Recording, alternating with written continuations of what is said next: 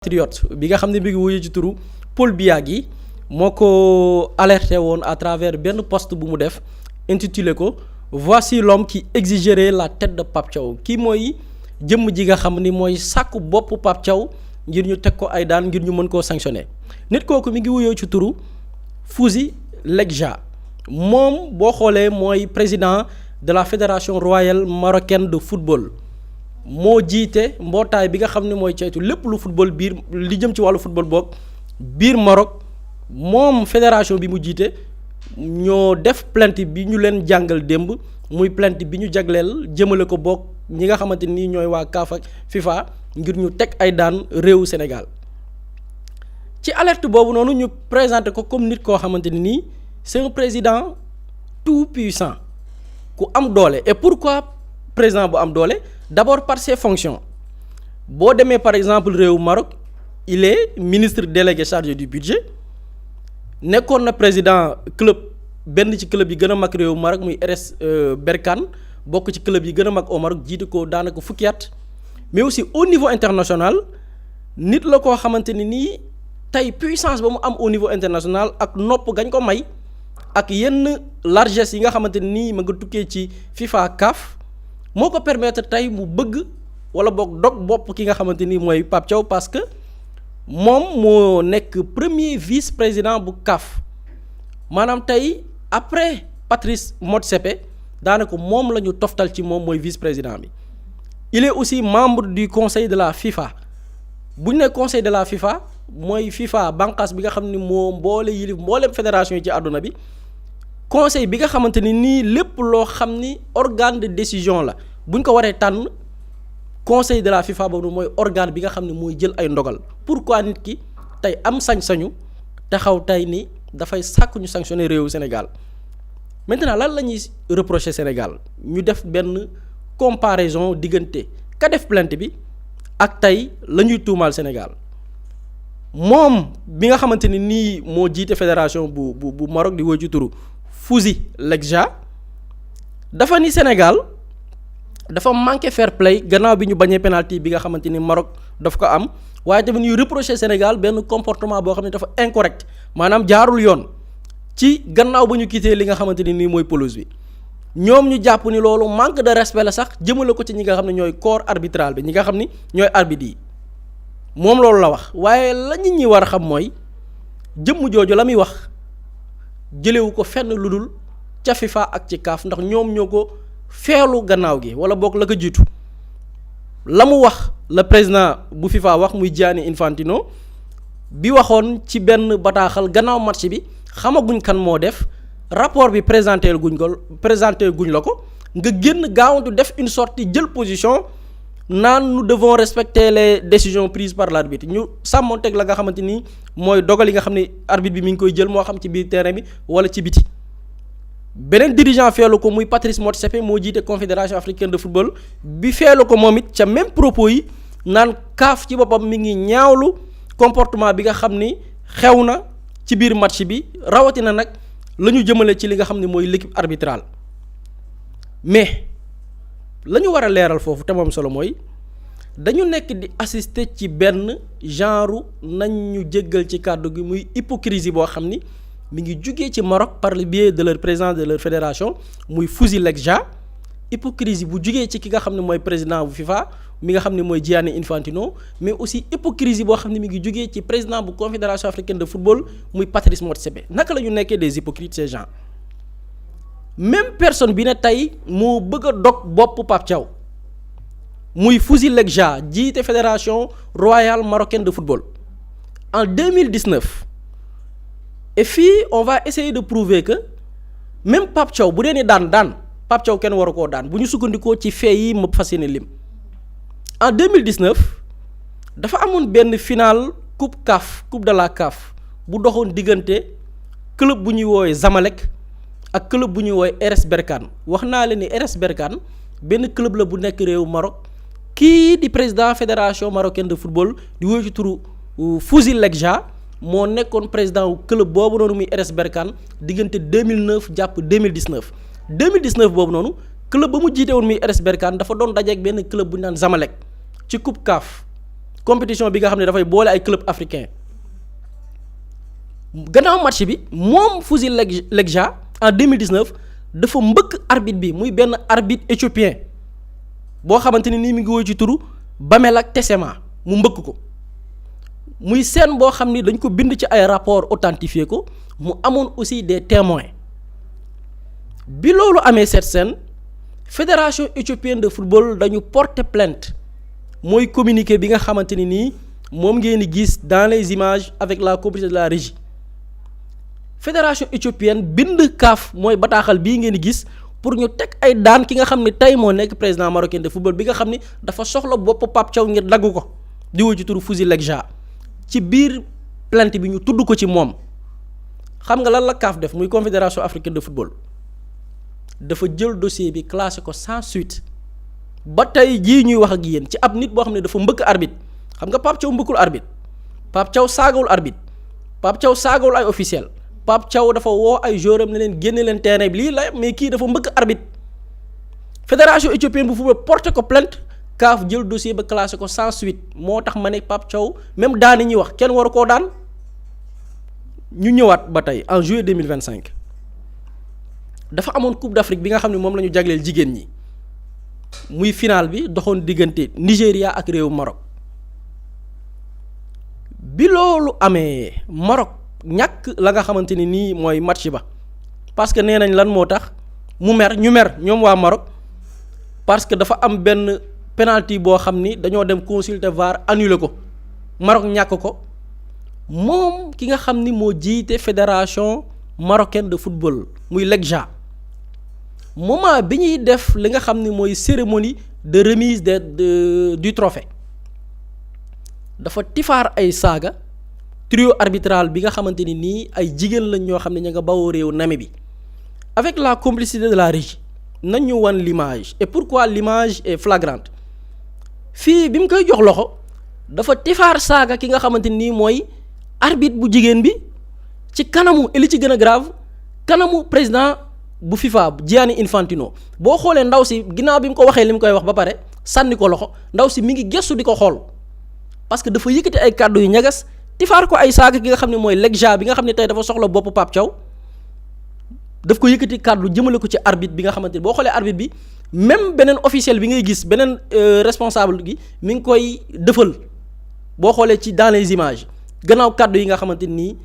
président de la fédération royale marocaine yëkkati na ko jëmale ko ci soxna si parce que nee na dañoo dem VAR annuler penalty bi nga xam ne Maroc amoon na ko ci final bi doxoon diggante équipe nationale bu Nigéria ak équipe nationale bu Maroc bi nga xamante ni muy compétition ñeel jigéen ñi bañ ca pare ci loolu noonu moom ak yeneen officiel marocain dañoo accuser CAF ci li nga xamante ni nii mooy arbitre yi doxalin wa ñu doxalee moom mi nga xam ne mooy Lekja ak ñi nga xam ne ñooy marocains yi pare foofu noonu dem porter plainte au niveau de la CAF xam nga sànq maa ngi wax une plainte fédération éthiopienne bi ñu mbëkkee bi président fédération marocaine mbëkkee seen arbitre dañoo dem porter plainte CAF jël dossier ba classé ko sans suite bii yoon ñoom ñoo saagaay arbitre ñoo leen menacé ba pare dem porter plainte au niveau de la CAF lan mooy les résultats lan la CAF def dañu jël ki nga xam ne moom la ñuy wooye le directeur des arbitres de la CAF ki jiite arbitre yi nekkoon ab Camerounais buy wuyu ci turu Désiré Noumandiès Doué dañ koo jël remplacer ko ak benn Gambien bu ñu naan Bakary Gassama ci ndigalu Gianni Infantino ak Patrice Motsepe ñoo joxe ndigal bi parce que bañ koy def yëgal nañ leen ko en novembre 2025 donc lii raison la buy wane ni c'est un gars tout puissant bi nga xam ni il peut tout se permettre en novembre 2025 ñu éliminer réew Maroc contre le Brésil ci coupe du monde bi nga xam ni ñu ngi ko jagleel xale yi am lu yées fukki at ak juróom-ñaar muy U17 yi moom ki nga xamante ni nii mooy Lekja di président fédération marocaine de football critiqué arbitre bi ci critique yu yéeme yoo xamante ni ba tey jii tamit amul benn sanction boo xam ne yëkkati nañ ko jëmale ci jëmm ji pourquoi parce qu'il est protégé par Gianni Infantino mais pire dafa am lu xew diggante match Sénégal ak Maroc muy final bi passé te ñu joué ko dimanche 18 janvier 2026 2 jours avant finale bi maanaam bésu vendredi 16 janvier 2026 dafa amoon benn réunion boo xam ni comité exécutif bu CAF daf ko amal vendredi bi ne ñaari fan moo des ci finale coupe d'Afrique bi doxoon diggante Sénégal ak Maroc ñu waxtaanee fa ñaari mbir bi ci njëkk mooy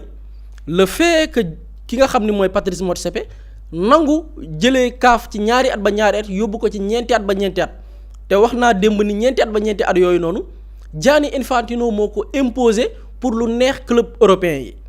et pourquoi tey CAF ak FIFA di sibooru waa Maroc parce que Maroc la ñu yaakaar ngir mu dalal coupe d'Afrique bi nga xam ni ñeenti at ba ñeenti at lañ koy amal tàmbalee ko 2028 bi nga xam ni amagul organisateur c'est-à-dire que bu ko Maroc organisé jeex na coupe d'Afrique ñeenti at ba ñeenti at lañ koy def lii moo tax FIFA ak CAF di sibooru ñi nga xam ne ñooy réewu Maroc loolu dañ ko waxtaanee ci réunion bi ñu amal vendredi 16 janvier 2026 mais ci biir réunion boobu noonu dafa amaat leneen lu fa xew ki nga xam ni mooy président fédération nigérienne de football di woo ci turu El Hadji Ibrahima Moussa Goussaaou dafa yëkkati ay kàddu interpellé ki nga xam ne mooy Patrice Motsepe ci doxalinu arbitre yi parce que démb maa ngi wax injustice bi Sénégal subir finale même injustice bi la Nigéria subir bi ñuy dajeek Maroc en demi-finale président nigérian de football naqarlu ko ci kanamu Motsepe mais après qu'est-ce lan moo xew après ci diggante bi li xew mooy Fouzi Legja bi nga xam ne mooy président de la fédération royale marocaine de football dafa intervenir automatiquement dog ko saaga ko ki nga xam ne mooy président nigérian de football bi traité ko de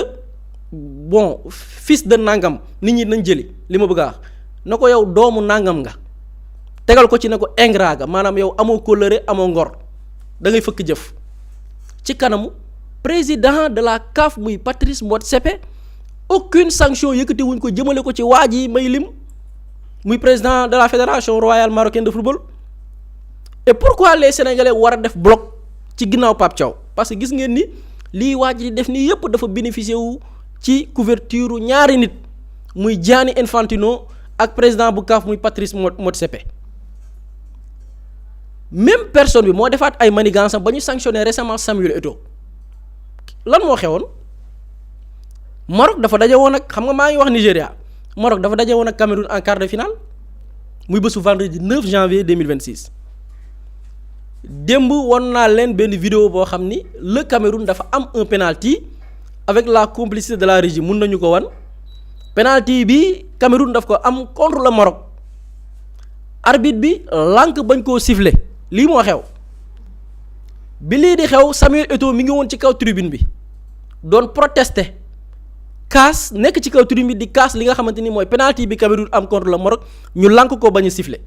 comme ni ngeen koy gisee avec la vidéo bi nga xam ni Samuel Eto'o ngeen di gis moo sol écharpe bu rouge bi di kaas ci décision bi nga xamante ni nii jëluñu ko ci penalty bi Cameroun am lan moo topp ci protestation lii la Samuel Eto'o def de c'est-à-dire Samuel Eto'o lii mu def jukkaas fi la yam ci la yam ñu dajaloo ñu ne dañuy réunir li nga xam ne mooy jury bi nga xam ni moom la ñuy tuddee jury disciplinaire maanaam ñooy yar képp koo xam ni nee nañ da nga am comportement boo xam ne dafa jagadi final bi am vendredi ñu teg ci ay jours mercredi 14 janvier 2026 ñu ne dañoo dajaloo ñoom jury boobu noonu sanctionné Samuel Eto'o pour prochain match yi nga xamante nii moo des ci Coupe d'Afrique bi maanaam Eto'o après match bii nii yeneen match yëpp gisoo ko fa parce que dañ ko sax ne ko yow bokkatoo ci xew mi génn fi génnal Maroc bul seetaane di match mais arrêté wuñ ci loolu de ñu suspendre ko moom Samuel Eto'o amende ko lu toll ci $20,000 américain boo ko xaymaa ci CFA mu jege 11 millions ne dafa def lu ñuy woowee mauvaise conduite dafa am doxalin woo xamante ni tegginewul sous l'influence de qui ci influence su Fouzi Legja mii nga xam ne tey nee na mooy sàkk bopp Pape Thiaw Fouzi Legja bi nga xamante ni mooy l'ami protecteur ñi nga xamante ni nii ñoo koy aar Gianni Infantino ak Patrice Motsepe par ses caprices parce que dañuy sibooru Maroc pour que mu dalal CAN 2028 bi nga xamante ni nii buñ ko amalee Maroc mooy permettre ñu dem ci kaanu ñeenti at ba ñeenti at moo tax suñu naataangoo bi ma lim muy suñu benn compatriote di wuyu ci turu Paul Biagui mu ne damay lire li mu wax ci postam beaucoup de nos frères sénégalais qui condamnent aujourd'hui Pape Thiaw avec véhémence ignore les calculs qui se cachent derrière cette indignation soudaine suñu mbokk sénégalais yi nga xam ni tey ñooy critiquer Pape Thiaw di ko condamner xamuñu li nga xam ni moo lalu ci campagne bi nga xamante ni nii dañ ko tëgg boole kook li nga xamante ni nii mooy ñëpp jógandoo mel ni luy dalandoo ci kaw Sénégal mu ne les puissants ont toujours plus d'ennemis et de squelettes dans le placard ñi nga xam ne ñoom la ñuy woowee borom yi doole yi bari nañuy noon lool waaye bari nañ ay ñaawteef yoo xam ne def nañ ko muy lu ñuy dëxañ ci ay placard maanaam lu ñuy làq mu ne face à des manipulations aguerries apprenons à décrypter leurs manœuvres avant d'épouser aveuglément le récit qu'ils distillent via leurs médias dévoués sous peine de passer pour des naïfs mu ne gannaaw manipulation yii nga xam ni dañ ko tëgg ay manipulateurs def ko nañu décrypter maanaam jàngat li nga xam ne ay pexelaayu doomi aadama di ko nas ñu war a rek bañ a gumba yam ci li nga xamante ni ñoom yor nañ seeni médias yi nga xam ne ñoo leen ciy jàppale bu dee ni ñun sénégalais yi sàgganuñ donc lii moo nekk di xew lii la ñu nekk di tramer entre le président de la fédération marocaine de football moom moo sàkku ñu gor bopp Pape Thiaw parce que après match bi moo saisir FIFA saisir CAF te foofu noonu ay nit yu koy sibooroo fa nekk muy Gianni Infantino ak Patrice Motsepe mu am sañ-sañ boobu ñu gis ni la même personne il est hyper protégé donc lii la ñu nekk di jouer lii moo nekk di am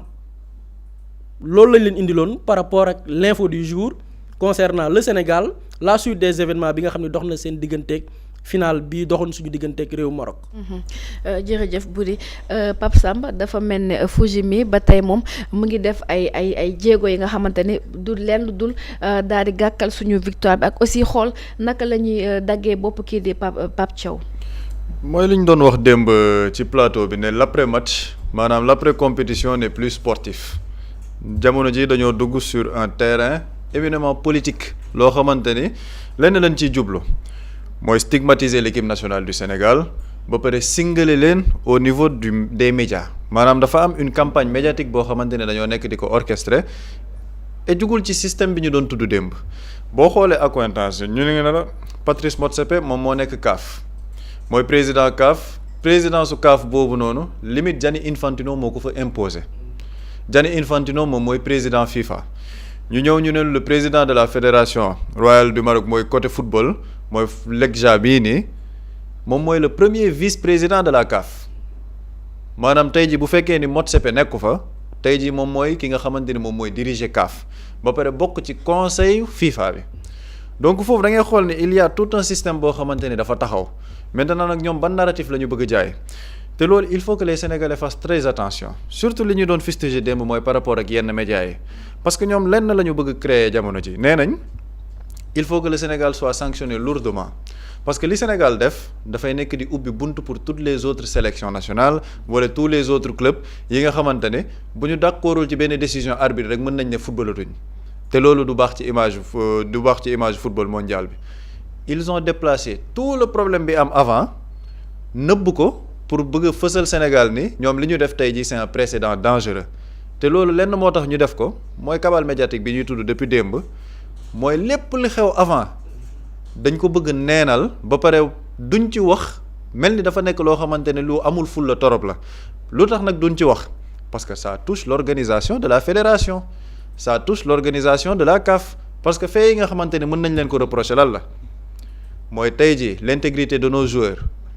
dañ ci laal maanaam dañoo def suñu joueur ñu nekk en danger par rapport ak accueil bi tudd nañ ko démb par rapport à l'organisation mais le problème de l'arbitrage instant yi ñoom jamono ji dañoo bëgg nit ñi maanaam fàtte li nga xamante ni mooy coowal arbitre bi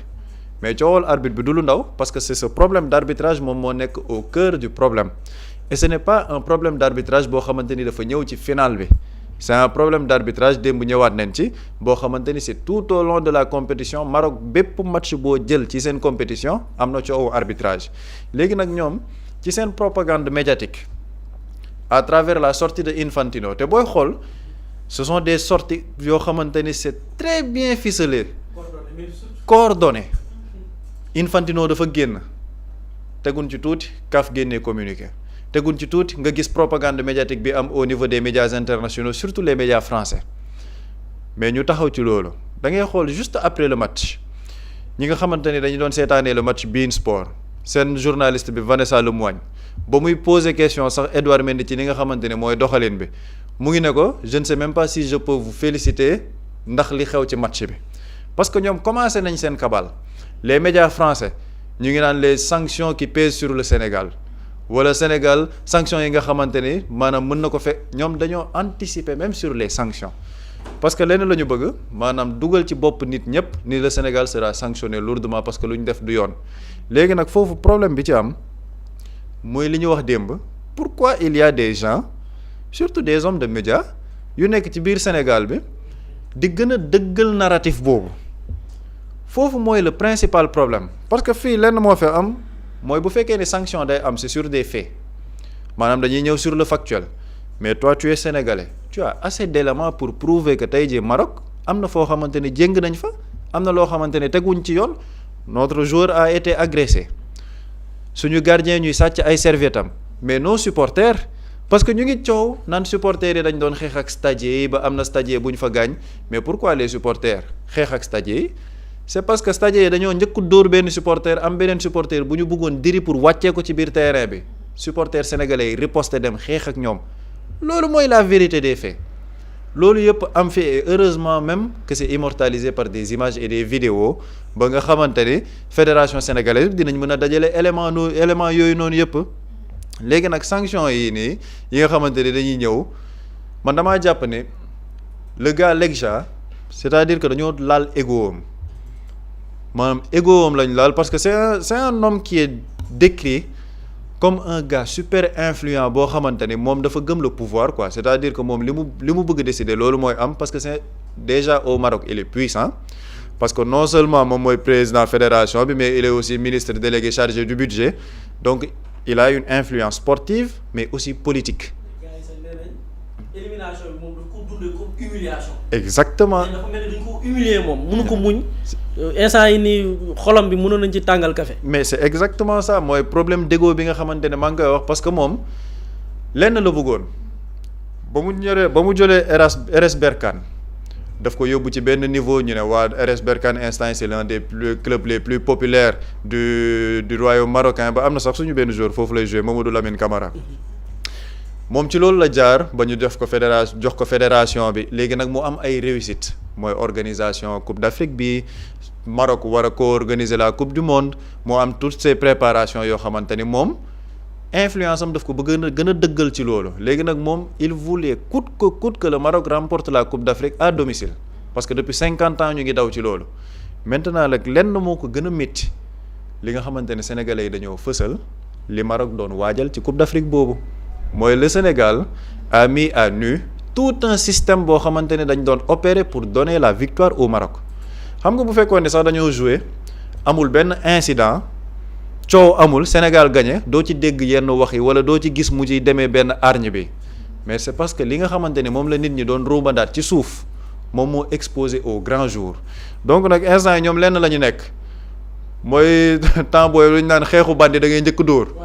ñoom nag comme xam nañ ne am nañ ay affaires yoo xamante ne mën nañ leen ci incriminer dañuy attaquer directement gis nga fédération marocaine nee nañ génnee nañ communiqué ne dañuy saisir CAF dañuy saisir FIFA pour que le Sénégal soit lourdement sanctionné mais ki génnee communiqué ko moom mooy le président de la fédération il est le premier vice-président de la CAF mooy adjoint wu Motsepe di siéger ci conseil FIFA appartenir à ce système bi nga xamante ne moom moo mettre en place loolu te on le rappelle c'est un système politique parce que lépp li nga xamante ne mu ngi xew ci football bi jamono ji c'est purement politique et nit ñi ñu ngi koy dénoncer depuis le début muy nga jëlee ko ci bopp ba nag muy Gianni Infantino ñëw ci Patrice Motsepe ñëw ci Faris Lekja bi nga xamante ni moom la ñu nekk di wax donc tey jii nag il y a une cabale boo xamante ne ñu ngi ko bëgg a jëmale ci Sénégal surtout ak coupe du monde bii di ñëw parce que en réalité lenn aussi déranger na Lekja mooy Maroc moom mooy première nation africaine ci wàllum football Maroc moo nekkoon demi-finaliste ci dernier mondial bi mais le fait que le Sénégal aujourd'hui représente le peuple wala le pays qui vend le plus le football sur le continent africain moom neexu ko parce qu'il est président de la fédération marocaine moom bu sañoon dañu naan Maroc moom moo jël Coupe d'Afrique bi Maroc tey jii moom mooy le premier représentant du continent africain looloo tax nag jamono jii ñuy singaler le sélectionneur Pape Thiaw mais Pape Thiaw depuis le début de la compétition lan lañ ko mën a waxal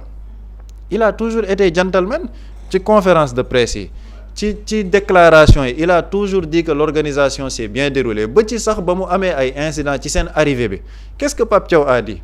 Pape Thiaw dafa ne depuis le début il y a une très belle organisation il ne faut pas gâter ça organisation bi depuis le début baax na buñ ko yàq parce que à la fin du match ça ne restera que du football lii la Pape Thiaw wax mais on ne peut pas reprocher à Pape Thiaw de défendre ses joueurs parce que ay joueurs am dañoo ñëw Rabat amuñ benn sécurité bu leen accompagner moom mooy le sélectionneur c'est lui le capitaine de la barque bu coow amee moom moo ko war a kaas ñiy kaas ci réaction wam ci biir match bi man dama koy waxaat fii on l'a dit ci dernier plateau yi ñu def Pape Thiaw a été dans son rôle après bu ñu waxee am na ñu ne waaye il a été maladroit leneen mënoon na ci xew d'accord leneen mënoon na ci xew mais Pape Thiaw li mu def bu fekkoon ne Sénégalais yëpp dañoo toog ne bon Pape Thiaw quand même il ne nous a pas rendu fiers li mu def dafa gàcceel Sénégalais ñu ne d'accord mais li mu def ça a rendu fier tout le peuple sénégalais parce que dafa def lu mu war a def maintenant fii la ñuy xaaree nag solidarité bi ñuy wax ci sénégalais parce que li nekk di xew nii yëpp muy FIFA muy CAF muy LECJA bi ñoom ci lenn la ñu yaakaar mooy médias yi nga xamante ni ñoom ñooy amplifier ñoom seen cabale bi ñu nekk di teg mais face à cette cabale médiatique il faut que Sénégal gis nga xeex bii nii ñu nekk di xeexu autorité yi la d'accord xeexu fédération bi la d'accord mais c'est aussi une guerre médiatique et loolu les Sénégalais commencé nañ ko ci réseaux sociaux yi mais boo duggee ci réseaux sociaux yi da ngay gis ni Sénégalais yépp ñu ngi nekk di xeex di génnee image yi di wax ni lii moom moo indi situation bi lii moom moo indi situation bi saa yu fake news amee ñu ne lii fake news la loolu nag on ne peut pas avoir des médias bien assis dans ce pays ñu war a amplifier loolu ba pare teg ko ci dëgg bu fekkoon ni sax dañoo nekk di sosal marocains yi ñu ne waaw mais vous faites face à un système ngeen gis ni ce système là dafa cibler seen sélectionneur national démb le discours du capitaine Kalidou Koulibaly mais c'est un discours pour soutenir son sélectionneur wax ko ni nous serons toujours tes soldats dinañ nekk ci sa ginnaaw dinañ la jàppale mais loolu lan moo ko waral parce que xam nañ ni Pape Thiaw est la cible actuellement parce que moom moo dévoilé loolu noonu yëpp au grand jour sanctions yi ñu bëgg dañoo bëgg sanctionner Pape Thiaw lourdement et ça c'est le président de la fédération marocaine moom moo nekk di ko demander parce que dañ ne il faut que Pape Thiaw serve de leçon pour tous les sélectionneurs tous les clubs léegi nag ñun mënuñu am nag des gens dans ce pays là di gis loolu noonu yëpp di génn ci médias yi naan waaw c'était une erreur Pape Thiaw warul woon def lii il doit être beaucoup plus professionnel nangam sangam li ma wax keroog maanaam cette posture de sénégalais couché là la ñu war a jeexal ci réew mi Pape Thiaw dafa xeexal Sénégal dafa xeexal défendre équipe nationale am tout le monde doit faire bloc autour de lui pour que ñu gis au niveau médiatique le peuple sénégalais est derrière lui les médias sont derrière lui d'autant plus qu'on a des éléments factuels et que ñu xam ni on fait face à un système mooy li journaliste bi confrère bi Biagui wax nit ñi dañuy gis sanction nii gis coow nii wax ñu foog ni ce sont des choses légères mais pourquoi on a sanctionné Eto'o ak célérité bi ñu ko sanctionné parce que Eto'o ce n'est pas n'importe qui ci football africain bi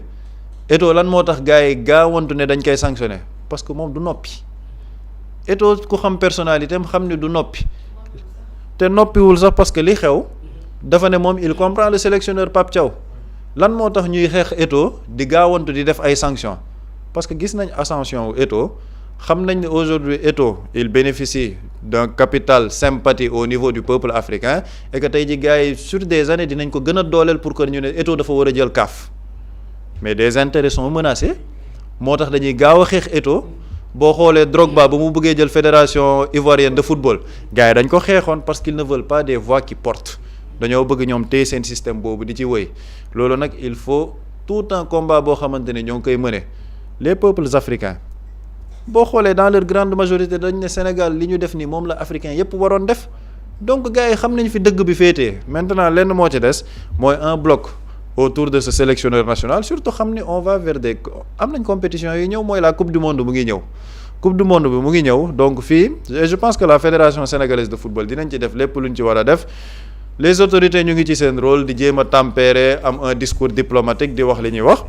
loolu ils sont dans leur rôle mais nag démb wax naa ko ci plateau bi maintenir les relations diplomatiques loolu c'est excellent mais ça n'a absolument rien à voir ak défendre ñun suñu équipe nationale maanaam du affaire yoo xamante ni sax dafa lu mën a ànd la on défend les relations diplomatiques yi ñu am mais on défend aussi notre équipe nationale parce que dañ ñoo tooñ xam nga fii yàgg dañ koy wax sax sénégalais xamul ku tooñ ku fayu la xam dafa am ñoo xamante ne nag ñoom ci système boobu la ñu nekk waaye Pape Thiaw li mu def waru ko li mu def la war a def et puis nag on fera face à tout ce qui viendra bu fekkee ni ce système là dañoo bëgg dal ci kaw équipe nationale wala Pape Thiaw il faudra que la fédération tontu ci ministère de tutelle bi gën leen ci dëgëral ba pare tamit peuple sénégalais bi à travers la bataille médiatique bi ñu war a mëne ñu wane ni ñoom ñu wane nañ seen solidarité et je crois que démb ci accueil bi sax wan nañ carrément seen solidarité Pape Thiaw et ce sont des images qui comptent ci contexte bi ñu nekk nii. jërëjëf Pape Samba